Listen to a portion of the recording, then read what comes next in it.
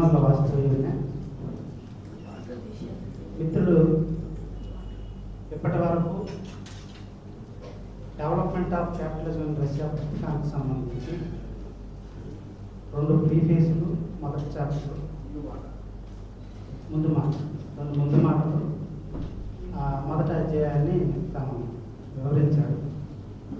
ఇంకా నాకు కేటాయించినవి ఏంటి అంటే 2వ చాప్టర్ దాని డిఫరెన్షియేషన్ ఆఫ్ పీసెంట్ అంటే రైతుల మధ్య ఉన్న తేడా, అలాగే కార్వే ఎకానమీ అంటే కొన్ని పదాలు నాకు కొన్ని తెలుగులో పూర్తిగా తెలియదు, నాకు అవగాహన ఉన్నారు, తెలుగులో చెప్పే ప్రయత్నం చేస్తాను. కార్వే ఎకానమీ అంటే ఈ భూస్వామ్య వ్యవస్థ వ్యవసాయానికి సంబంధించిన దాని నుంచి క్యాపిటలిస్ట్ ఎకానమీకి ఎలా మారింది అనేది 3వ. ఈ 2-3 చాప్టర్లు నేను మొత్తం వివరించే ప్రయత్నం అయితే చేయను, కానీ ఎందుకంటే నేను స్పీకర్ను కాదు, నేను ఒక ఉపాధ్యాయ వృత్తిలో ఉన్నాను. నేను ఏవైతే అవగాహన చేసుకున్నానో ఆ సినాప్సిస్ అంటే దాని సారం అన్నారు కదా, దాన్ని మీకు భవిష్యత్తులో చదవడానికి వీలుగా ఉపయోగపడుతుందని దాంతో మాత్రమే నేను మాట్లాడడానికి ప్రయత్నం చేస్తాను. ఇంతవరకు మిత్రుడు కొంత మాట్లాడున్నాడు కాబట్టి జనరల్గా నేను ఉపాధ్యాయుడు కాబట్టి ఒక చిన్న పజిల్తో మాట్లాడుతున్నాను. నా ఇంటెన్షన్, అది ఉద్దేశం. జనరల్గా విజయనగరం నిర్మల్లో మేము ఉంటాం. విజయనగరంలో బొంకుల దెబ్బ ప్రాంతం, ఈ బొంకుల దెబ్బ ప్రాంతంలో చుట్టుపక్కల గ్రామాల నుంచి అందరూ కూడా ఈ 3 కప్పుల క్యారేజీలో వాళ్ళు మధ్యాహ్నం తినాల్సిన ఆహారాన్ని తెచ్చుకొని నిలబడతారు. నేను విజయనగరం రావడం అనేది నా ఉద్యోగం వచ్చిన తర్వాత, అంతకుముందు చాలా తక్కువ, ఉద్యోగం వచ్చిన తర్వాత నేను విజయనగరంకి నేను అటు ఇటుగా రాకపోకలు చేయడం ఎక్కువ జరిగింది. ఈ బొంకు దెబ్బ ప్రాంతంలో వీళ్ళు నిలబడతారని తెలిసి తప్ప వీళ్ళు ఎందుకు నిలబడతారనేది నాకు అవగాహన లేదు. యాక్చువల్గా ఒకరోజు మార్నింగ్ అటు ఉదయాన్నే 8 గంటలకి బండి మీద ఏదో పని మీద నాకు ఆగితే నా చుట్టూ 10 మంది వచ్చి మీకు పనికి రావాలా అని అడుగుతున్నారు. నాకు అర్థం కాలేదు ఎందుకు ఈ 10 మంది ఇలాగా నా దగ్గరకు వచ్చారు. తర్వాత అర్థమైంది, వీళ్ళు పనుల కోసం ఎవరైనా వస్తే వాళ్ళు మేము మీ ఇంట్లో ఏమైనా పని ఉంటే చేస్తాం, అది నిర్మాణం పని కావచ్చు, లేదా ఇంట్లో ఏదైనా పని ఉంటే చేయడానికి వాళ్ళు సిద్ధపడి వచ్చిన మనుషులని నాకు వాళ్ళు చూస్తారు. అటాక్ అది ఎందుకు ఇది చెప్తున్నాం అంటే 3వ చాప్టర్లో రష్యాలో సేమ్ ఇటువంటి ఇన్సిడెంట్సే నాకు కనబడింది. రష్యాలో ఎలాగే కూలి అడ్డాలు ఉంటాయి. ఈ కూలి అడ్డాల దగ్గరికి మొత్తం అందరూ కూడా మనం అంటే ఈ అన్నమో చోర ఏది వేసుకెళ్తాం కదా, వాళ్ళ రొట్టె అప్పుడు చక్కగా గొడ్ల మూట కట్టి భుజాన్ని వేసుకొని అందరూ ఆ అడ్డా దగ్గర నిల్చుంటే ఈ పనికి కావాల్సిన భూస్వామి, మరి అప్పుడు భూస్వామి సమాజం కొంచెం భూమి ఎక్కువ అనేది కదా, వచ్చిన తర్వాత వచ్చిన ఆయన చక్కగా దర్పంగా ఒక చేతిలో కర్ర ఉండేది. ఆ కర్రతో ఈ ఏదైతే గొడ్డలో ఉందో దాన్ని ఇలా అలాగా పొడిచి అది గొడ్డలో ఏదైనా తగిలితే మళ్ళీ వెళ్ళిపోయాడు, మళ్ళీ వచ్చేవాడు. ఖాళీగా ఉంటే పనికి పిలిచేవాడు. ఇలాగా గొడ్డలో రొట్టు ఉంటే పనికి పిల్లలేదు, రొట్టు లేకపోతే ఎందుకు పనికి పిలిచాడు అనేది చివరిలో మనం మాట్లాడదాం. ఈరోజు మీరు అవకాశం ఉంటే దాన్ని ఊహించండి, అందుకే దాన్ని ప్రజలన్నాం. ఇంకా 2వ చాప్టర్కి వచ్చేసరికి ఈ 2వ చాప్టర్లో ప్రధానంగా విషయం కంటే కూడా పట్టికలు చాలా ఎక్కువగా ఉంటాయి. ఏం పట్టికలు అని అంటే, ఇప్పుడు ఆ చాప్టర్ హెడ్డింగ్గా చెప్పుకున్నాం, రకరకాల తారతమ్యాలు గల రైతులు. మనం జనరల్గా మనం ఏం మాట్లాడతాం, ధనిక రైతు, మధ్య రైతు, చిన్న రైతు, ఇంకా భూమి లేని వాళ్ళు, ఎక్కడ మనం మాట్లాడతాం. ఇక్కడ చూసుకున్నట్లయితే ఈ తేడా గల రైతులకి భూమి ఎంత కేటాయించబడింది, కేటాయించబడిన భూమి పెద్ద రైతుల దగ్గర ఎంత శాతం ఉంది, మధ్య రైతుల దగ్గర ఎంత శాతం ఉంది, చిన్న రైతుల దగ్గర ఎంత శాతం ఉంది, అలాగే అప్పట్లో వ్యవసాయానికి అవసరమైన డ్రాట్ యానిమల్స్ అంటే ఈ దూరడానికి ఆటికి అవసరమైన జంతువులు ఏవైతే ఉన్నాయో వీటి శాతం పెద్ద రైతుల దగ్గర ఎంత ఉంది, మధ్య రైతులు, చిన్న రైతులు. తర్వాత ఈ దఖలపడ్డ భూమి అంటే కేటాయించబడ్డ భూమి, ఎందుకు మాట్లాడుతున్నాం కేటాయించబడ్డ భూమి అని అంటే, మిత్రుడు ఇందాక కొంత పేర్కొన్నాడు. ఏంటి అంటే 1861లో 2వ జార్ అలెగ్జాండర్ బానిసత్వ స్లేవ్ ఎమాన్సిపేషన్ అంటే బానిసత్వ విముక్తి చట్టాన్ని తీసుకొచ్చారు. ఇది ఎందుకు జరిగింది, దీనికి కూడా ఒక అంతఃసూత్రం ఉంటుంది. ప్రతి రాజ్యం తాలూకు ప్రతి చర్యకి ఒక అంతఃసూత్రం ఉంటుంది. కాబట్టి అప్పటికే చుట్టుపక్కల దేశాల్లో పారిశ్రామిక అభివృద్ధి జరుగుతుంది, దాని తాలూకు ప్రభావం అనేది రష్యా మీద పడుతుంది. ఈ భూముల్ని వదులుకొని మిగతా ప్రాంతాలకి అందరూ వలసపోయే అవకాశం చాలా ఎక్కువగా ఉంది. ఇక్కడ ఉన్న రైతులకు కూలీలు దొరికే అవకాశం లేదు కాబట్టి వీళ్ళు ఇక్కడ స్థిరంగా ఉంచే ఒక ప్రయత్నంలో భాగమే ఆ బానిసత్వ విముక్తి చట్టం. అప్పుడు ఆ విముక్తి చట్టం చేసిన తర్వాత భూమిని అలాట్ చేయడం జరిగింది. ఈ అలాట్ చేసినప్పుడు కూడా ధనిక రైతులకు అలాట్మెంట్లో కూడా లాభపడింది ధనిక రైతులు ప్రధానంగా. ఆ ఇన్ఫర్మేషన్ కూడా మనకి ఈ చాప్టర్లో మనకు కనబడతాయి. అంటే మొత్తంగా ఒక 20-30 పట్టికలు ఉంటాయి. ఆ 30 పట్టికలు అనాలిసిస్లు ఉంటాయి. ఇవన్నీ మనం ఇక్కడ పట్టికలు కూర్చుంటే చాలదు కాబట్టి అవకాశం ఉంటే ఆ పట్టికలు ఆ అనాలిసిస్ని మనం దాంట్లో చూసుకుంటేనే బాగుంటుంది చాప్టర్. ఇక్కడ ప్రధానంగా ఏ గ్రామాలను తీసుకున్నాడు? ఇక్కడ లెనిన్ ఒకటి. తర్వాత మనకి ఇక్కడ మాట్లాడుతున్న వ్యవసాయ పదజాలానికి రష్యాలో మాట్లాడుతున్న వ్యవసాయ పదజాలానికి చాలా తేడా ఉంది. మనం ఇక్కడ ఒక గ్రామం పిలుచుకుంటాం, ఎందుకు మన పరిపాలన సౌలభ్యం కోసం ఏర్పాటు చేసుకుంటాం. అక్కడ దాన్ని చూసుకున్నట్లయితే గుబరినా అంటే మన పరిపాలన సౌలభ్యం కోసం ఎలాగైతే ఏర్పాటు చేసుకున్న గ్రామం ఉందో అలాంటిది గుబరినా. ఆ గుబరినా కన్నా చిన్నది ఊయిజిద్. ఈ గుబరినా ఊయిజిద్ అనే పదాలు గ్రామాలకు సంబంధించినవరే మనం గుర్తించుకోవాలి ఖచ్చితంగా. మన గ్రామానికి సంబంధించి ఒక రెవెన్యూ వ్యవహారాలు చూడడానికి ఎలాగైతే ఒక ప్రభుత్వ ఇది ఉంటుందో అక్కడ ఉండేది జొమస్టో. దాని పేరు జొమస్టో అని గుర్తుంచుకోవాలి. అంటే ఆ గణాంకాలు ఇవన్నీ తీసుకోవడానికి వీలుగా ఉండేది జొమస్టో. గ్రామాలు చూసుకుంటే గుబరినా ఊయిజిద్ ఈ పదం. తర్వాత మనం ఇక్కడ భూమిని కొలమానంలో ఎకరము హెక్టార్ అని ఎలాగైతే మాట్లాడతామో అక్కడ దాన్ని డెస్ అంటాం. డెస్ దేంతో సమానం అని అంటే ఇక్కడ మనకి 1.1 హెక్టార్ కానీ లేదా 2.7 ఎకరాలతో సమానం. అక్కడ మనకి డెస్ అని కనబడింది అంటే ఇక్కడ మనకి 2.7 ఎకరాలు అంటే 2.5 ఎకరాల కన్నా కొంచెం ఎక్కువ. ఈ పదాలను మనం ఖచ్చితంగా ఆ చాప్టర్ అంతా కొనసాగుతూ ఉంటాయి కాబట్టి ఆ పదాలను మనం ఖచ్చితంగా గుర్తుంచుకోవాలి చదివే క్రమంలో. తర్వాత గ్రామాలకు సంబంధించి కూడా చూసుకున్నట్లయితే ఏ గ్రామాల డేటా తీసుకున్నాడు ఎందుకు ఇక్కడ అంటే నవరస్యో, సమారా, సరటో పేర్లు ఇవన్నీ గ్రామాల పేర్లు. అవి మనకు విచిత్రంగా ఉండొచ్చు. మన గ్రామాల పేర్లు అంటే వాళ్ళు అంతే ఆశ్చర్యానికి దీనికి లోనవుతాం. పెర్మో, ఓరెల్, ఒర్నోస్, తర్వాత నిజ్ని నోవాగాడ్ అనే 7 గుబరినాలు.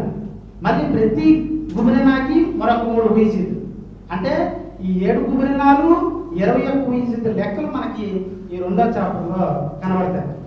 ఈ చాప్టర్ని ప్రధానంగా మనం 3 భాగాలుగా మనం చూసుకోవచ్చు. ఏమిటి అంటే ఈ రైతులకి ఏదైతే ఈ తేడాలు గల రైతులు మనం ఒక మాట్లాడుకున్నామో వారికి ఎలా భూమి దక్కలపడింది, దక్కలపడే భూమి కూడా ఈ యొక్క మధ్యతరగతి రైతులు చిన్న రైతుల నుంచి మళ్ళీ ఉన్న ధనిక రైతులకి ఎలా పోగుపడింది అనేది ఒక మనకు ఆ పట్టికలు నిరూపిస్తే వాటికి గల కారణాలను మనం 2వ భాగంలో చూసుకోవచ్చు.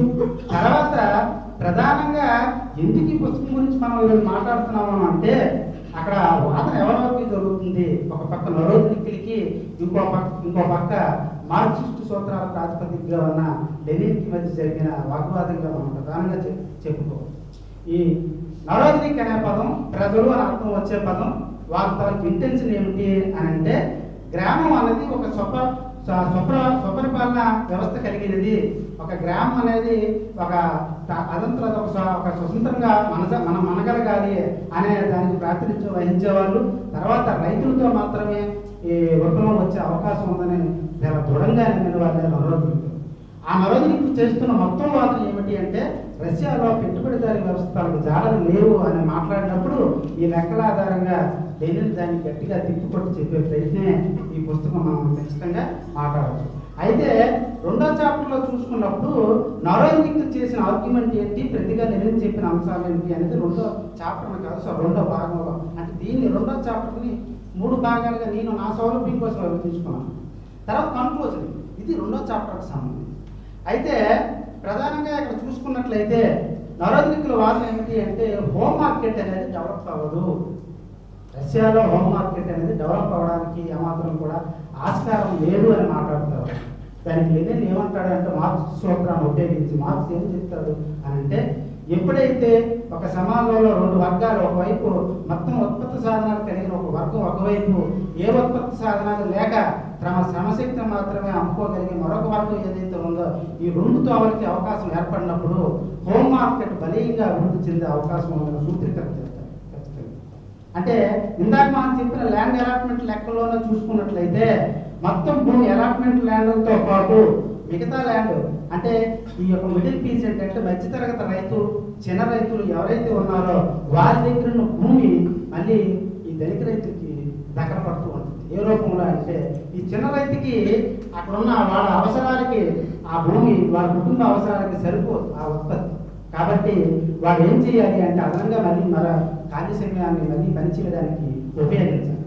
లేదు అనుకుంటే అప్పుడప్పుడే ఒక పారిశ్రామిక రంగం అవకాశాలు ఇతర దేశాల నుంచి బయటికి వచ్చినప్పుడు రష్యా సమాజంలో కొంత పారిశ్రామిక వాతావరణం ఏర్పడినప్పుడు ఆ పనులకి ఈ గ్రామాల నుంచి కొద్దిమంది బయటికి వెళ్ళి డబ్బులు సంపాదించి గ్రామాల్లోకి తిరిగి రావడం ద్వారా ఓహో ఇక్కడ బతుకు కన్నా బయటికి మనం వెళ్ళడం ద్వారా ఒక మెరుగైన జీవితం ఉందన్న భావంతో వాళ్ళు ఏం చేస్తారంటే ఈ ఉన్న ల్యాండ్ని లీజ్కి వీళ్ళకి అప్పచెప్పి లీజ్ అంటే వాడు తనఖాకి ఎవరికైతే అవకాశం ఉంటుంది వాడికి ఇచ్చేసి మన గ్రామాల్లో మనం చూస్తున్నాం ఉంటాం వాళ్ళు ఉన్నదానికి ఏదో ఉంటాడు లీజుకి ఇచ్చి వీడు బయటికి తగ్గిపోతూ ఉంటాడు.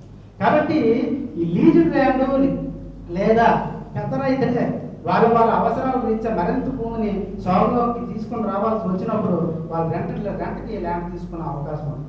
కాబట్టి ఈ లీజు ల్యాండ్ రెంటెడ్ ల్యాండ్ అంటే లీజు రెంట్ ఒకే అర్థంలో ఉండుంటాయి అనుకుంటాను. నేను డిక్షనరీ ప్రకారం కూడా చూసుకున్నట్టయితే రెంట్ అనేది కొద్దిపాటి కాల పరిమితికి లోబడి తీసుకున్న ఇది భూమి తీసుకునే సందర్భం అయితే లీజ్ అనేది పరిమితి ఎక్కువ కాలానికి తీసుకున్నదనే అర్థంలో మొత్తానికి ఈ లీజు ల్యాండ్ రెంటల్ ల్యాండ్ రూపంలో ఎలాగ పై స్థాయికి అంటే ధనిక రైతులకి ల్యాండ్ అనేది తగలపడుతుంది అనేది మొత్తంగా మనకి చెప్తాడు మనకి ఆ పర్టికులర్ అది ల్యాండ్కి సంబంధించిన ల్యాండ్ ఒకటైనా.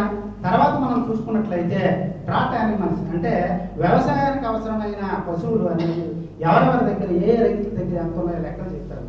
అవన్నీ మనం పర్సంటేజ్లు మనం అంటే ఆ పుస్తకంలో లెక్కలు చూసుకోవాలి తప్ప అవన్నీ చెప్పుకుంటే ఇక్కడ కుదరదు. కాబట్టి ఓవరాల్గా ఈ చాప్టర్ చివరికి వచ్చేసరికి మొత్తం ల్యాండ్ లీజుడ్ ల్యాండ్ ఎంత ఉంది, అలాట్మెంట్ ల్యాండ్ ఎంత ఉంది, దాంట్లో లీజుడ్ ల్యాండ్ రెంటల్ ల్యాండ్ ఎంత ఉంది, డ్రాట్ యానిమల్స్ ఎంత ఉన్నాయి, ఇంప్లిమెంట్స్ అంటే వ్యవసాయ పనిముట్లు ఎంత ఉన్నాయి లెక్క మనం ఈ చివరిలో మాట్లాడదాం. కానీ అంటే డ్రాట్ యానిమల్స్ లెక్కలు కూడా చెప్తాడు. ధనిక రైతుల దగ్గర డ్రాట్ యానిమల్స్ పర్సంటేజ్ ఉంటుంది, మిడిల్ పీసెంట్ దగ్గర ఎలా ఉంది, లేకపోతే చిన్న రైతుల దగ్గర డ్రాట్ యానిమల్స్ పర్సంటేజ్ ఎలా ఉందన్నమాట.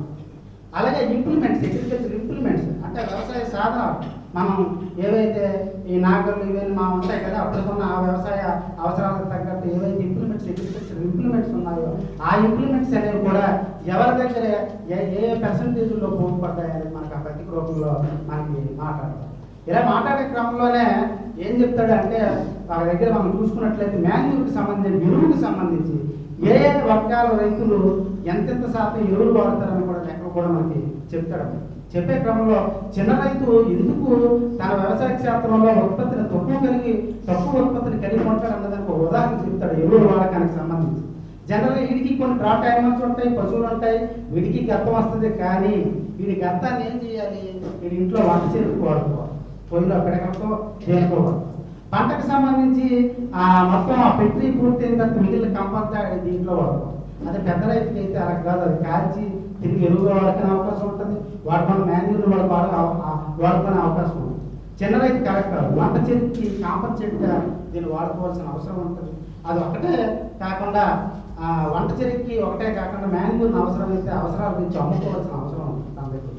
కాబట్టి ఈ రకమైన ఇది తర్వాత ఇంప్లిమెంట్స్ అనేవి కూడా చాలా ఎక్కువ పెద్ద రైతు కలిగి ఉండడం వల్ల అంటే ఉత్పత్తిలో ఎందుకు ఇద్దరి మధ్య ఇంత అంతరం తేడా ఉంటుంది అని అంటే ఈ డ్రాట్ యానిమల్స్ ఎక్కువగా ఉండడం వల్ల అగ్రికల్చర్ ఇంప్లిమెంట్స్ మాన్యూర్ వాడకం ఈ అన్నిటి రీత్యా శాతాల రీత్యా చూసినప్పుడు ఈ మూడు వర్గాల దీంట్లో కూడా చాలా విపరీతమైన తేడాలు ఉంటాయి. ఆ తేడాల రీత్యా ఈ ఉత్పత్తి ఆ పూర్తి చిన్న రైతుల దగ్గర అంత ఉండదు. కాబట్టి అనివార్యంగా అటు భూమి వదులుకోవాల్సిన ఒక పరిస్థితి ఏర్పడుతుంది.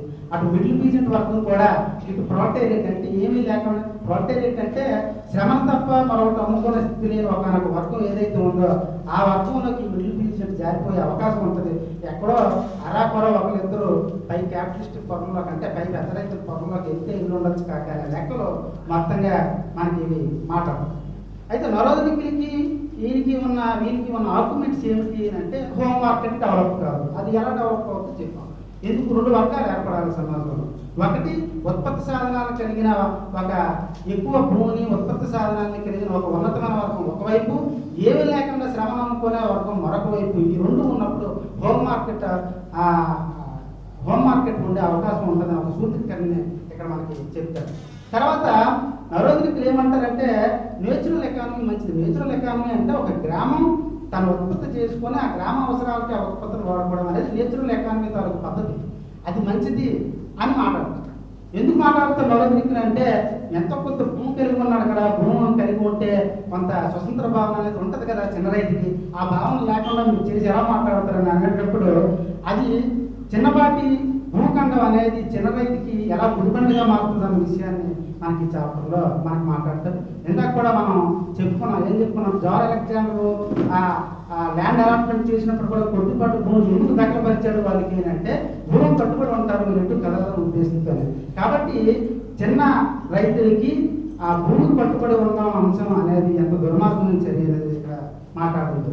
తర్వాత చిన్న రైతు కూడా ఇక్కడ యోకింగ్ అనే ఒక పదం ఉంటుంది. యోకింగ్ అంటే మనం ఈ నాగర్లు దున్నుతాయి కదా, అవి దున్నేటప్పుడు మనం గ్రామాల్లో కూడా చూసుకుంటూ ఉంటాం. ఎలా అంటే చిన్న రైతులు ఆ ఊర్లో కొంచెం పెద్ద రైతు దగ్గర ఈ నాగలి పశువులు ఉంటాయి కాబట్టి వీడి పని కోసం వాళ్ళు ఎదురు చూడాల్సిన అవసరం ఉంటుంది. ఎప్పటికీ అయితే నాకు ఒక రోజు ఇస్తే నేను దున్నుకుంటాను అనే ఒక అవకాశం కోసం ఎదురు చూస్తారు. పెద్ద రైతుకి అది ఎదురు చూసే అవకాశం ఉండదు.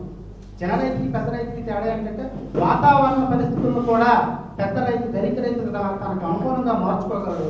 చిన్న రైతు ఈ పరిస్థితులకి తట్టుకొని నిలబడలేడు. కాబట్టి ఆ రకంగా ఒకటి ఏకంగా ఆస్తిపర వర్గం ఒకవైపు పెరుగుతూ ఉంటుంది, ఆస్తి లేని వర్గం ఒకవైపు తయారవుతూ ఉంటుంది అని మాట్లాడతారు.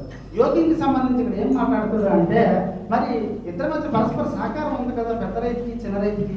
ఆ పరస్పర సహకారం మనం తీసేస్తాను అంటారంటే అంటే ఏ సహకారం? ఒక ఆధారపడే సహకారం. తన దగ్గర ఉన్న ఏదైతే ఆ నాగలు తీసుకొని రావడానికి కొంత శ్రమలు కూడా ఉచితంగా చేయాల్సి, తర్వాత తను ఇప్పుడిస్తాడో ఆ కాలం దగ్గర ఎదురు చూడాల్సిన ఒక పరిస్థితి ఉంటుంది. కాబట్టి ఇది తప్పు అన్నమాట. తర్వాత ఇంకోటి ఏమంటాడంటే ఒక ధనిక రైతు దగ్గర ఫార్మింగ్ లేబరర్స్ అంటే ఆ వ్యవసాయ క్షేత్రంలో పనిచేయడానికి అవసరమైన కూలీలు, అంటే స్థిరమైన కూలీలు, అంటే సంవత్సరం అంతా పనిచేసే కూలీలు, ఆ కూలీలు లెక్కను చూపించి చాలా తక్కువ ఉన్నారు కదా, నువ్వు ఎలా తయారైతారని మాట్లాడతావు. మొత్తంగా ఆస్తి అంటే శ్రమ చేసే వర్గం చాలా ఎక్కువగా ఉంది, లేబరర్స్ సంఖ్య చాలా ఎక్కువగా ఉంది, ఎలా మాట్లాడతారు మీరు అన్నప్పుడు ఇక్కడ ఏం చెప్తాడు లెనిన్ తన లెక్కలతో అంటే మరి అలా అయితే హైర్ లేబర్స్ డే లేబరర్స్ అనే లెక్కలు నువ్వు తీసుకోలేదు కదా.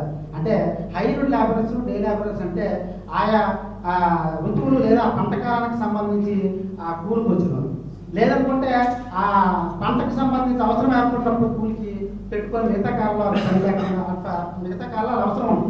కానీ పంట దిగుబడి వచ్చిన తర్వాత దానికి కావాల్సిన అంటే ఒక సీజనల్గా కావాల్సిన వర్క్ మరి ఈ లెక్కను నువ్వు పరిగణలోకి తీసుకోలేదు అన్నట్టుగా మాట్లాడతారు. ఇది తర్వాత ప్రధానంగా చూసుకుంటే ఇక్కడ ఇంకా ఈ యొక్క తేడాతో పాటు ఈ రెండో చాప్టర్లో మనం చూసుకున్నట్లయితే ఆ లెక్కల్లో మొత్తం స్టాటిస్టిక్స్ ఏవైతే ఉన్నాయో 7 గుబిరినాలకు సంబంధించి 7 గుబిరినాలు 21 ఊహిస్తులకు సంబంధించిన ఈ మొత్తం స్టాటిస్టిక్స్కి ఓవరాల్ అనాలిసిస్ కూడా చేస్తూ పట్టుకుంటాం. మొత్తం 7 గ్రామాల పట్టిక చూడలేకపోయినా ఈ ఓవరాల్ అనాలిసిస్ సంబంధించిన పట్టిక మనం చూడొచ్చు. దాంట్లో మనం చూసుకున్నట్లయితే పెద్ద రైతుల దగ్గర ఎంత కూడా ఉంది అంటే ల్యాండ్ లీజుడికి ఎంత ఇచ్చారు, పెద్ద రైతులు ల్యాండ్ లీజుడికి ఎంత ఇచ్చారు 9.7 మాత్రమే. కానీ ఈ చిన్న రైతులు ఎవరైతే ఉన్నారో అంటే మొత్తంగా పెద్ద రైతులు ఆ గ్రామాలు మొత్తంగా తీసుకున్నప్పుడు 20% మాత్రమే లెక్కలోకి తీసుకుంటారు. మొత్తంగా ఎంతమంది ఉన్నారు 20%. ఈ చిన్న రైతులు ఏవైతే ఉన్నారో వీళ్ళందరూ 50% మొత్తంగా ఉన్నారు. ఉండేటప్పుడు ల్యాండ్ లీజుకి వాళ్ళు ఎంత ఇచ్చారు, పెద్ద రైతు ల్యాండ్ లీజుకి తక్కువగానే ఇచ్చాడు 9.7. కానీ వీళ్ళు ఎంత వదులుకున్నారు 72.7 భూభాగాన్ని వదులుకోవాల్సి వచ్చింది. అది ఎవరికి చెంది ఉంటుంది, పెద్ద రైతుకే చెంది ఉంటుంది ల్యాండ్ లీజుకి సంబంధించి. తర్వాత ఇంప్లిమెంట్కి సంబంధించి చూసినప్పుడు కూడా ఎవరి దగ్గర ఎంత ఉన్నదో మాట్లాడినప్పుడు 85.5% ఇంప్లిమెంట్స్ అన్నీ కూడా పెద్ద రైతుల దగ్గర ఉంటాయి. ఓన్లీ 3.6% ఇంప్లిమెంట్స్ మాత్రమే చిన్న రైతుల దగ్గర ఉండడం జరిగింది. అలాగే మనం చూసుకున్నట్లయితే ఎంప్లాయింగ్ ఫార్మ్ లేబర్స్ చూసుకుంటే 62.9% పెద్ద రైతు పెట్టుకుంటే వీళ్ళకి ఏమి లేదు 15.6. తర్వాత డ్రాట్ యానిమల్స్ పశువులకు సంబంధించిన లెక్కలు చూసుకున్నట్లయితే 42.3% వారి దగ్గర ఉంటే కేవలం 50% గల జనాభా గల వీరి దగ్గర 25.6% మాత్రమే వీరి దగ్గర ఉండడం జరిగింది. ఇలాగా మనం మొత్తంగా చూసుకున్నప్పుడు చాలా డిఫరెన్స్ పర్సెంటేజ్ పరంగా చూసుకున్నప్పుడు కూడా ఇద్దరి మధ్య ఈ చిన్న రైతులకి పెద్ద రైతులకి మధ్య ఉన్న తేడా చాలా తీవ్రంగా మనకు కనబడుతుంది. మిడిల్ పీజన్ తాలూకా సందర్భాన్ని మనం చెప్పుకున్నాం. వాళ్ళు రొటేటెడ్ వర్క్ అంటే కింద స్థాయికి ఇక దిగిపోతారు పూర్తిగాను. కొద్దిమంది 1-2% మాత్రమే వాళ్ళు పెద్ద ధనిక స్థానంలోకి వెళ్తారని మాట్లాడారు. ఓవరాల్గా ఈ రెండో చాప్టర్కి సంబంధించి మనం చూసుకున్నప్పుడు ప్రధానంగా చూసుకుంటే మీరు చెప్పేది ఏమిటి అంటే హోమ్ మార్కెట్ డెవలప్ అనేది ఎలా అవుతుంది అని అంటే వీళ్ళు ఏం చెప్తారు అని అంటే ఇందాక మనం చెప్పుకున్నట్టే భూమంతా ఇంప్లిమెంట్స్ అన్ని డాట్ యానిమల్స్ అన్ని ఒకవైపు పోబడే ఒక వర్గం ఒకవైపు ఏమీ లేని ఒక వర్గం ఒకవైపు తయారయ్యే క్రమంలో మాత్రమే హోమ్ మార్కెట్ బిల్డ్ అవుతుందని చెప్పేసి దీంట్లో మాట్లాడడం జరుగుతుంది. ఇది రెండో చాప్టర్కి సంబంధించి వివరణ నేను అర్థం చేసుకున్నాను. ఇంకా మూడో చాప్టర్కి వచ్చేసరికి సమయం కూడా లేదు కాబట్టి కార్మీ ఎకానమీ నుంచి క్యాపిటలిస్ట్ ఎకానమీకి ఎలాగా మార్పు చెందింది అనేది కూడా దీంట్లో మనకి మాట. కార్మీ ఎకానమీ అంటే ఏమిటి అని అంటే కార్మీ ఎకానమీలో విస్తారమైన భూఖండాలు ఉంటాయి. విస్తారమైన భూఖండాలు ఉన్నప్పుడు ఆ భూ యజమాని ఎవరైతే ఉంటాడో కొద్దిపాటి భూమిని కొద్దిమంది రైతులకు ఇచ్చే అవకాశాన్ని కల్పిస్తాడు. అలా భూమి పొందడం ద్వారా వీరు ఏం చేయాల్సి ఉంటుందంటే తన వ్యవసాయ క్షేత్రంలో పనిచేయడంతో పాటు భూ యజమాని క్షేత్రంలో కూడా కొద్ది రోజుల పాటు పనిచేయాల్సిన అవసరం ఉంది.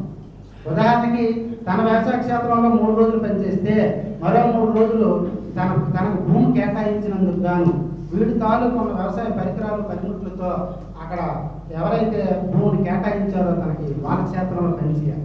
మార్క్స్ ఇదే అంటాడు. సర్ప్లస్ వాల్యూ కార్మీ ఎకానమీలో క్లియర్గా కనపడుతుంది. ఎందుకు క్లియర్గా కనబడుతుంది అంటే 3 రోజులు తన కోసం పని చేసుకోవడం ఒకటైతే 3 రోజులు వేరే ఆ పెద్ద భూస్వామి కోసం పనిచేయడం అనేది ఏదైతే ఉందో అదే సర్ప్లస్ వాల్యూ. అది మన కార్మీ ఎకానమీలో చాలా క్లియర్గా కనబడుతుందని మాట్లాడతారు. క్యాపిటలిస్ట్ ఎకానమీలో అది కనబడదు. మొత్తంగానే మనకి సర్ప్లస్ వాల్యూ మనకే పెట్టుబడిదారుడు మనం చేసిన శ్రమకి ఇచ్చినట్టుగా కనబడదు. ఈ పుస్తకంలో మొత్తం వాళ్ళు కూడా ఇందాక మిత్రుడు లక్ష్మణరావు మాట్లాడినప్పుడు కూడా సర్ప్లస్ వాల్యూకి సంబంధించిన ఒక అంశం కూడా అదే. సర్ప్లస్ వాల్యూ వాళ్ళు ఏం మాట్లాడుతున్నారు ఫస్ట్ చాప్టర్లో ప్రధానంగా అంటే దానికి వెళ్ళాల్సిన జోలు లేదు అంటే అవసరం లేదు, కానీ ఈ సందర్భం వచ్చింది కాబట్టి సర్ప్లస్ వాల్యూ గురించి వాళ్ళు ఏం మాట్లాడుతున్నారు జనరల్ బోర్జువా ఎకనామిస్టులు అని అంటే సర్ప్లస్ వాల్యూ క్రియేషన్ అనేది జరగదు. ఇది ఒక సింపుల్ మోడ్ ఆఫ్ ప్రొడక్షన్ లోనే ఉంటది. అంటే తను ఏదైతే పెట్టుబడిదారుడు తను కేటాయిస్తాడో ఉత్పత్తికి అదే మొత్తం తిరిగి వస్తుంది. కొద్దిపాటి లాభం వస్తే తిరిగి దాన్ని పాపాడు మళ్ళీ పెట్టుబడిగా పెట్టి వినియోగిస్తాడు తప్ప మిగతా ఎక్స్ట్రా పార్టీ ఉండదని మాట్లాడినప్పుడు కాన్స్టెంట్ క్యాపిటల్ స్థిర పెట్టుబడి అనే భాగాన్ని మాట్లాడతారు. ఇక్కడ జనరల్గా మార్క్స్ ఉపయోగించిన టర్మ్ ఏదైతే ఉందో దాని కాన్స్టెంట్ క్యాపిటల్ పార్టీని అది సాధారణ తర్వాత క్లాస్లో మీకు వివరిస్తారు. కాన్స్టెంట్ క్యాపిటల్ మిగతా వేరియబుల్ క్యాపిటల్ మిగతా ఏదైతే తన మిగతా వీటికి కేటాయించాడో ఆ మొత్తాలతో పాటు కాన్స్టెంట్ క్యాపిటల్ పార్ట్ని సర్ప్లస్ వాల్యూతో పాటు ఎలా పొందుతాడు. కాబట్టి ఈ సింపుల్ మోడ్ ఆఫ్ ప్రొడక్షన్ అనేది ఒక జీరో అంటే వచ్చింది 1000 రూపాయలు అనుకోండి, అలా మళ్ళీ అది అలా రొటేట్ అదే అవడం చుట్టింది గాలి తిరగల చుట్టూ అదే ఒక సర్కిల్ లా తిరగడం సింపుల్ మోడ్ ఆఫ్ ప్రొడక్షన్ మనం పంట గుర్తుగా అనుకున్నాం. క్యాపిటలిస్ట్ మోడ్ ఆఫ్ ప్రొడక్షన్ అలా కాదు, ఒక స్పైరల్ సున్నాలాగే ఉంటుంది కానీ పైకి వెళ్తూ ఉంటుంది. అది ఎప్పుడు సాధ్యపడుతుంది అంటే శ్రామికుల దగ్గర సర్ప్లస్ వాల్యూని ఎక్స్ట్రాక్ట్ చేయగలిగినప్పుడు మాత్రమే ఆ భాగాన్ని మళ్ళీ కాన్స్టెంట్ క్యాపిటల్ పార్ట్కి యాడ్ చేయగలిగినప్పుడు మాత్రమే అది మళ్ళీ పురోభివృద్ధి చెందుతుంది అనేది క్లించ్ చేస్తాడు మార్క్స్ ప్రధానంగా మనం చూసుకున్నాం. అంటే కార్మిక సంబంధించి చూసుకున్నప్పుడు సర్ప్లస్ వాల్యూ అనేది చాలా క్లీన్ కట్గా మనకు కనబడుతుంది. ఇప్పుడు చెప్పిన పని దినాల్లో భాగంగానే 3 రోజులు తన పని చేయడం, 3 రోజులు తనకి వ్యవసాయ క్షేత్రాన్ని ఎవరైతే కేటాయించారో వాళ్ళ భూభాగంలో పనిచేయడం అనే విధానంలో మనకి క్లియర్ కట్గా కనబడుతుంది. క్యాపిటలిస్ట్ దీంట్లో కనబడుతుంది. అది ఒక తర్వాత ఈ కార్మిక సంబంధించిన దాన్నే కొద్దిపాటు మార్పులతో లేబర్ సర్వీస్ సిస్టమ్ అని మాట్లాడతారు. లేబర్ సర్వీస్ సిస్టమ్ అంటే భూ యజమాని ఎవరైతే ఉన్నాడో వాడికి అవసరాలకు తగ్గట్టుగా పనిచేయడం. ఎలా అంటే ఉదాహరణకి ఆ కాలంలో ఏ రూల్స్ రెగ్యులేషన్స్ ఉండేవి అంటే ఉదాహరణకి భూ యజమాని తాలూకా క్షేత్రంలో ఏదైనా పొరపాట్లు దొంగలించిన పట్టుబడితో పనిచేయాలి, లేదా వాళ్ళ హద్దులను మీరి వాడు భూప్రవేశం చేసిన నువ్వు పనిచేయాలి, లేదా వాడిని కొంత భూమించినందుకు గాను వాడు ఇంటి నిర్మాణంలోనూ అంటే వాడు ఏదో ఇల్లు కట్టుకున్నాడు అనుకోండి భూ యజమాని ఆ ఇంటి పనులు చేయాలి. లేదా వాడి ఇంట్లో వంటకు అవసరమైన వంట చేసి నువ్వు ఏర్పాటు చేయాలి. ఇలాగే కొంత లేబర్ సర్వీస్ సిస్టమ్ అనేది నడుస్తుంది. అయినప్పటికీ కూడా తర్వాత చూసుకున్నట్లయితే జాబ్ హైర్డ్ లేదా ఆఫ్ క్రాపింగ్ ప్యాటర్న్, అంటే పండించిన పంటలో సగం ఇచ్చి ఈ పనులు చేయడం మొత్తంగా నేను నా పనే చేసుకుంటాను, నా వ్యవసాయ క్షేత్రంలో పండించిన పంటలో సగభాగం నీకు ఇచ్చి సగభాగం నాకు ఆఫ్ క్రాపింగ్ ప్యాటర్న్ కానీ జాబ్ హైర్డ్ ప్యాటర్న్ కానీ వచ్చిన తర్వాత మాత్రం అది క్యాపిటలిస్టిక్ మోడ్ ఆఫ్ ప్రొడక్షన్స్కి కన్వర్షన్ అనే ఒక సూత్రీకరణ జరిగింది అని చెప్పడం ఒకటి. రెండోది ప్రధానంగా చూసుకున్నట్లయితే ఇక్కడ 3వ చాప్టర్లో మనం ప్రధానంగా చూసుకున్నట్లయితే మెయిన్ కీలక సెక్షన్ ఏమున్నాయంటే మెషిన్ అనే ప్రవేశం, యంత్ర ప్రవేశం ఎలా జరిగింది, యంత్ర ప్రవేశం తాలూకా విధ్వంసం ఎలా ఉంటుంది, తర్వాత వేజ్ లేబర్ తాలూకా క్రియేషన్ ఎలా జరుగుతుంది, వేజ్ లేబర్ అంటే రోజువారీ కాదు ఆ తాలూకా సిగ్నిఫికెన్స్, అంటే వేజ్ లేబర్ తాలూకా మైగ్రేషన్. మనం ఈరోజు ఎవరైతే కౌలు రచయితలు వలసపోవడాన్ని మనం పెద్ద కౌలే వలసపోవడానికి చాలా దుఃఖపూరితంగా పాటల రూపంలో వర్ణిస్తున్న క్రమంలో వలస అనేది ఎందుకు తప్పనిసరి అనేది మాట్లాడతాడు ఖచ్చితంగా. దానికి ఇంగ్లీష్లో ఒక ప్రోవర్బ్ ఉంటుంది, దాన్ని కూడా ఇక్కడ ఉటకిస్తాడు. Rolling stone gathers no moss అనే ఒక ఇంగ్లీష్ ప్రోవర్బ్ ఉంటుంది. అంటే చలంలో ఉన్న రాయికి నాచు పట్టదు అని చెప్పడం. దాన్ని నలుగురికి ఏం మాట్లాడతారు అని అంటే, మరి చర్మం లేకుండా స్థిరంగా ఉంటే కదా రాయిలాంటి దానికి నాచు పడుతుంది, మన అలాగే కూడా మనిషి కూడా స్థిరంగా ఉంటేనే సంపద క్రియేషన్ జరుగుతుందని ఒక వక్రీకరణ కోణంలో మాట్లాడినప్పుడు వలస అనేది లేదా ఒక కదిలిక అనేది మనిషి ఒక ప్రాంతం నుంచి వేరే ప్రాంతానికి వెళ్ళడం అనేది ఎంత అవసరమో అనేది మనకి ఇక్కడ మాట్లాడతారు. గమనించాలి. మెషిన్కి సంబంధించి వచ్చినప్పుడు కూడా మనం ప్రధానంగా ఏమనుకుంటాం అంటే ఇనుముతో తయారు చేసిన ఈ వస్తువును మెషిన్ అని అనుకుంటాం మనం ఏదైనా సరే. ఉదాహరణకి నేను స్కూల్లో ఒకనొక సందర్భంలో చదువుతున్న క్రమంలో నాకు ఆ విషయం కొత్తగా తోచి పిల్లల్ని 2 ఎగ్జాంపుల్స్ అడిగి టైప్ రైటర్ మిషనా కాదని, వారు ఇమీడియట్గా మెషిన్ ఉంది జనరల్గా, ఎద్దులు బట్టి మిషనా కాదని వారు ఏం చెప్తారు కాదు. ఇప్పుడు మిమ్మల్ని అదే ప్రశ్న అవుతున్నాడు, టైప్ మెషిన్ మిషనా కాదా, టైప్ మెషిన్ మిషనా కాదా, మెషిన్. మరి ఎద్దులు బండి వాళ్ళు అదే చెప్పారు, రాలేదు. ఎందుకు చెప్పాము అని అంటే మిషన్కి పనిముట్టికి ఉన్న తేడా ఏంటి అంటే మిషన్కి ఉన్న మోటివ్ ఫోర్స్ అంటే అది నడవడానికి అవసరమైన శక్తి మనిషి శ్రమనించకాకుండా దేని నుంచి వచ్చినా అది మిషన్. ఉదాహరణకి ఎద్దుల బండి నడపడానికి అవసరమైన శ్రమ మనిషి చేయడం ఎద్దులు చేస్తారు కాబట్టి అది మిషన్. టైప్ రైటింగ్కి సంబంధించిన శ్రమ మనిషి చేస్తారు కాబట్టి అది పనిముట్టు మిషన్. ఈ డిఫరెన్స్ గుర్తించుకోవాలి ప్రధానంగా. మెషిన్కి టూల్కి ఉన్న డిఫరెన్స్ అది. ఎద్దుల బండి మనకి మిషన్లా కనబడలేదు, టైప్ రైటర్ మిషన్లా కనబడదు. ఎందుకంటే మనకి ఐరన్ కానీ మిషన్ అనే ఒక రకమైన అభిప్రాయంతో మన మైండ్లో అది ప్రింట్ అయిపోయి ఉంది కాబట్టి టైప్ రైటరు టూలు అలాగే ఎద్దుల బండి మిషన్. ఎందుకు మోటివ్ పవర్, దాన్ని నడిపే శక్తి ఏంటని చూడాలి. నడిపే శక్తి మనిషి అయినప్పుడు అది కాదు, మనిషి కాకుండా మీరు ఏదైనా కావచ్చు, అది బ్యాటరీ కావచ్చు, పవర్ కావచ్చు, లేకపోతే గాలి కావచ్చు, అది ఏదైనా అవుతుంది. కాబట్టి ఈ మిషన్ వచ్చిన తర్వాత కూడా ఎంత దుర్మార్గంగా ఈ యొక్క శ్రామికుల శ్రమని అది తీసుకుంటుంది అనేది కూడా మాట్లాడతాం. ఎంత దుర్మార్గంగా అంటే అసలు జనరల్గా అంటే మొత్తం క్యాపిటలిస్ట్ మోడ్ ఆఫ్ ప్రొడక్షన్లో అది మారే గ్రామంలో ప్రధానంగా చూసుకుంటే వ్యవసాయ రంగంలో చూసుకుంటే థ్రెస్సింగ్ మెషిన్ అనేది చాలా కీలక పాత్ర పోషించని మాట్లాడతారు. థ్రెస్సింగ్ మెషిన్ అంటే నూర్పుడి యంత్రం. ఎందుకు వాళ్ళు వీరి క్షేత్రం కేటాయించినందుకు ఇక్కడ కొంతకాలం పనిచేసి మిగతా పనులకు వాళ్ళు వెళ్ళేవారు. కానీ నూర్పుడికి వచ్చినప్పటికి వీరికి అవసరమే వాళ్ళకి అవసరమే కాబట్టి ఇక్కడికి పనిచేయగానే అక్కడ వెళ్ళకపోతే ఈ నూర్పుడు పోతుంది. కాబట్టి అక్కడికి భూ యజమాని దగ్గర నూర్పుడికి సంబంధించి చాలా తక్కువ మంది వెళ్ళేవారు. ఈ టైంలో వెళ్ళకపోతే అది మళ్ళీ ప్రకృతి విపత్తులు పాడైపోయే అవకాశం ఉంటుంది. మొట్టమొదటి థ్రెస్సింగ్ మెషిన్ అలాగే ఎంటర్ అయిందని మాట్లాడతారు. మెషిన్లో కూడా థ్రెస్సింగ్ మెషిన్స్ అనేవి ప్రధానంగా ప్రధాన పాత్ర పోషించే అనేది మనకి ఇక్కడ మాట్లాడతాడు. అలాగే అంటే యంత్రానికి సంబంధించి కూడా చూసుకున్నప్పుడు మన గ్రామాల్లో కూడా అప్పుడప్పుడు మన వార్తల్లో కూడా మన పేపర్లో కూడా చదువుతూ ఉంటాం. థ్రెస్సింగ్ మెషిన్లో కూడా మహిళ వృత్తి అని జనరల్గా అంటే దాని తర్వాత ఇది తెలియక చాలా అంటే మెషిన్కి సంబంధించి ఎంత సౌలభ్యం ఉందో అది మనిషితో ఇంటెన్సివ్ లేబర్ అంటే శ్రమ తీవ్రతను అంత తీవ్రంగా పెంచే అవకాశం కూడా ఉంది. మన శ్రమ తీవ్రతను పెంచింది కాబట్టి దాన్ని వ్యతిరేకిస్తామంటే ఓవరాల్గా సమాజంలో దాన్ని పోల్చినప్పుడు అభివృద్ధి చాలా విపరీతంగా ఉంది.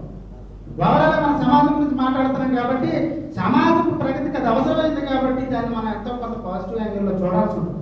శ్రామికులకి నిజంగా దుర్మార్గమైన పనులు అది కేటాయించవచ్చు, లేదా శ్రామికుల్ని చాలా చంద్రవందన చేయొచ్చు, లేదా మరణానికి కారణం కావచ్చు. కానీ ఓవరాల్ సొసైటీ ప్రొడక్షన్లో అది చాలా కీలక పాత్ర, సమాజాన్ని చాలా ముందుకు తీసుకెళ్లే పాత్రను పోషిస్తుంది. కాబట్టి మనం దాన్ని కంపేరిటివ్లీ భూస్వామ్య వ్యవస్థతో పోల్చినప్పుడు దాని ప్రోగ్రెసివ్గా మనం దాన్ని చూడాల్సిన అవసరం ఏర్పడుతుందని మనం చదివే క్రమంలో అది మనకి ఖచ్చితంగా అర్థం. తర్వాత విషయానికి వస్తే వేజ్ వర్కర్కి సంబంధించి మనం చూసుకున్నట్లయితే ఈ వాళ్ళ తాలూకా కండిషన్స్, అంటే ఒక దగ్గరికి వెళ్ళి పని చేసినప్పుడు వాళ్ళ తాలూకా ఆ పని పరిస్థితులు ఎలా ఉంటాయి, ఎంత దుర్మార్గంగా ఉంటాయనేది మనం చూసుకున్నట్లయితే దీంట్లో ఉన్నది కాకుండా ఈ మధ్యకాలంలో మేము పోయిమ్స్ ఫర్ వర్కర్స్ అని విజయనగరంలో మా లిటరరీ సర్కిల్ నేను కొంతమంది సభ్యులను కొంత నడుపుకుంటున్నాం. ఇలా మీరు చదివింది ఏదైనా నలుగురితో కూర్చొని పంచుకునే అవకాశం ఉంటుంది. ఈ క్రమంలో ఇలా ఏదైనా ఒక విషయం వచ్చినప్పుడు సహకారంతో డిస్కస్ చేసే క్రమంలో పోయిమ్స్ ఫర్ వర్కర్స్ అనే పుస్తకం రాశారు. అటు కార్మికుల కోసం ప్రపంచ దేశంలో ఉన్న వాళ్ళు రాసిన కవిత్వం అంతా అది 1927లో పబ్లిష్ చేశారు. 100 సంవత్సరాలు అవుతుంది. ఆ పుస్తకాన్ని చదివే క్రమంలో వీట్లాండ్ ఏ మెమోరీ అనే ఒక పోయిం చదివాను.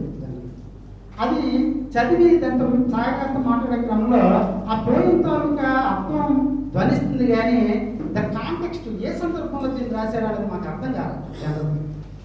దాన్ని చాలా ప్రయత్నం గూగుల్లో చేసాం. తర్వాత సాగర్ గారే దానికి ఇతర పేర్లు ఫ్లోర్కు సరళ 2 పేర్లు ఉన్నాయి పోయింది. పేర్లు ఎందుకు వచ్చాయి ఇక్కడ ఆ పేరుతో నెరపడం చేసే క్రమంలో మొత్తం అది ఒక 30-40 పేజీల పెద్ద అది హాఫ్ వర్కర్స్ సమ్మె, పెద్ద సమ్మె గురించి. ఆ పోయి దేనికి సంబంధించింది? ఈ హాఫ్ వర్కర్స్ తాలూకా దుర్ఘటనకు సంబంధించిన పోయి. ఏంటి హాఫ్ వర్కర్స్? హాఫ్ అనే పదం ఏమై ఉంటుంది? మీరు ఏమనుకుని ఉంటారు? హెచ్ఓపి హాఫ్ అనే పదం. హాఫ్ అనేది బీరు పువ్వు అని అర్థం.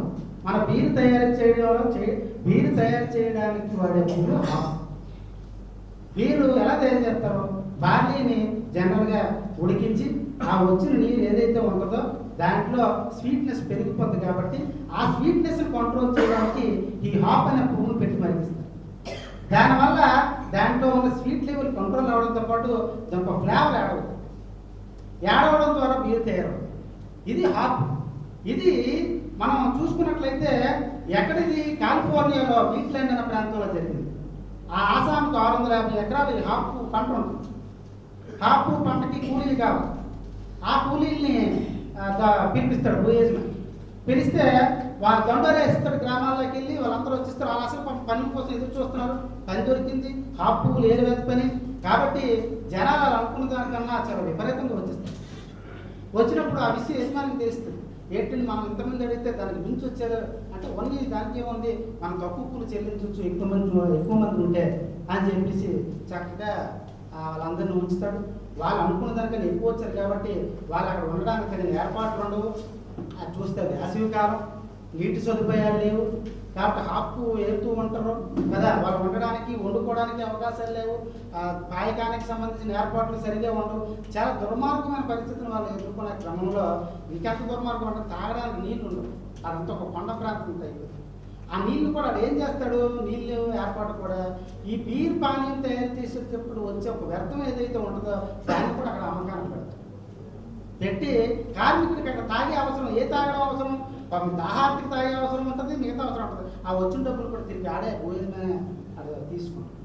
ఈ విషయాలన్నీ ఈ దుర్మార్గ పరిస్థితులు అక్కడ వ్యవహారం చూసి ఉండలేక వాళ్ళు ఏం చేస్తారని అంటే అప్పటికి IWW అనే ఒక international workers of the world form అయ్యి ఉంది 1905లో 1905లో. కాబట్టి అక్కడి నుంచి ఒక ఇద్దరు నాయకుల్ని వాళ్ళు సంప్రదించి తీసుకొస్తారు. వాళ్ళే ఫోర్ట్ అండ్ సర్. ఆ పేరు కొడితే ఇది వచ్చింది. అయితే ఏం చేశారు? స్ట్రైక్కి పిలిపించారు. స్ట్రైక్ పిలిపిస్తే ఈ యజమాని వచ్చి బెదిరించాడు, మీరు పైనుంచి వచ్చిన వాళ్ళు ఎవరో మాటలని పని మానేస్తే మీరు ఇబ్బంది పడతారు. నా పని పిలిచింది నేను కదా, మరి మీరు పని చేయడం మనిషి ఎవరో చెప్పిన మాటలు విని మీరు ఆగిపోతారు పనులకి అయినా వస్తారు.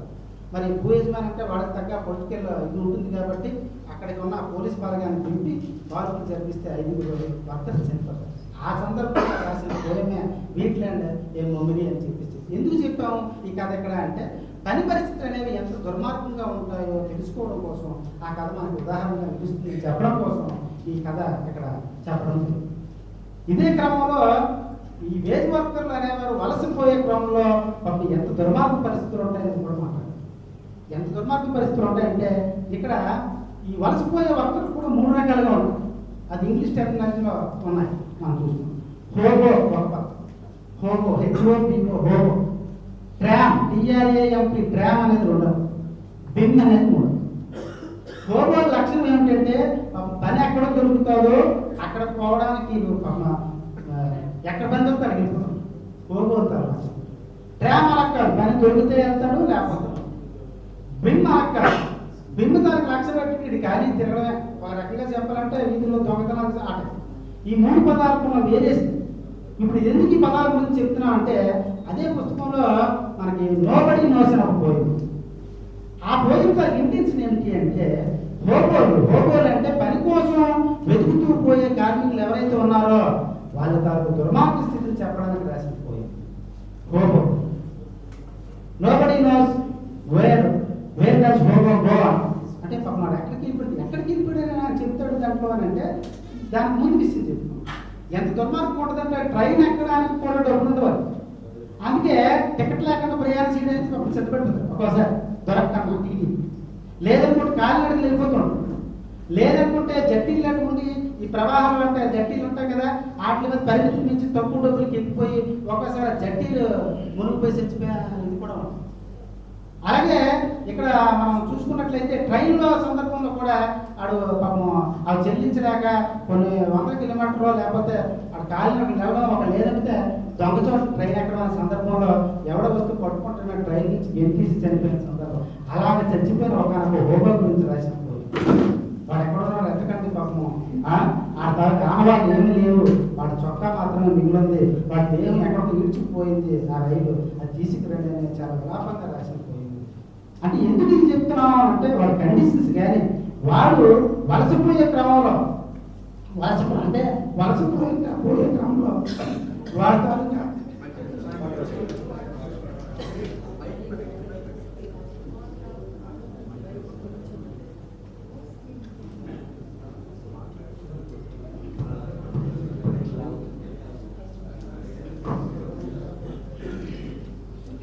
అంటే ఈ వలసపోయే క్రమంలో వారు ఎదుర్కొంటున్న సమస్యలు ఇవన్నీ కూడా మనకి దేన్ని సూచిస్తున్నాయి? ఇవన్నీ కూడా అంటే పెట్టుబడిదారి వ్యవస్థ లక్షణ దుర్మార్గాలను చూపించవచ్చు. కానీ దీనివల్ల మొత్తంగా మాట్లాడేది ఏంటి? దీని త్వరగా సినాప్సిస్ 2-3 చాప్టర్స్ సంబంధించి అంటే ప్రధానంగా 2 కన్జంప్షన్ ఉంటాయని మాట్లాడుతుంది. ఒకటి పర్సనల్ కన్జంప్షన్, 2 ప్రొడక్షన్ కన్జంప్షన్ మాట్లాడుతుంది.